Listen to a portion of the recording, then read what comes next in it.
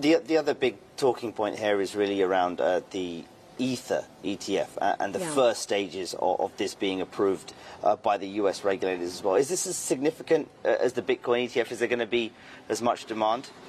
I think so. It's the second largest crypto assets, right? Only next to Bitcoin. It plays a different role in the ecosystem. It is more programmable, if you will, and there's a lot more development activities on top of Ethereum. So I do think that we will start to see a reflection of that that we have historically seen in crypto markets, a reflection that in the ETF markets in traditional financial sector. But it feels like things like Ether and some of these other blockchains as well are massively also less understood than Bitcoin by the broader investing market as well. While Bitcoin perhaps got some support from larger investors and perhaps more of the retail investors, these other ones aren't as understood. So how can demand match that? I think that's exactly why the approval of ETF is important for the sector, because when you see a new ETF being approved for such a different alternative asset class, if you will,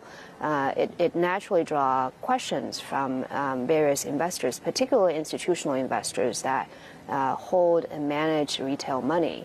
It's their obligation to do more homework and understand and help more people understand what it is about. So I think it's a great educational and marketing opportunity. So Bitcoin sitting roughly around 70,000 at the moment. Do you have a price call for this year? I'll tell you, I had a price call 4 years ago, and we haven't got to my price call point yet. But I still am very bullish on where we can get to. I do think that as the awareness continue to build and consensus continue to build, the pricing of Bitcoin will continue to move forward.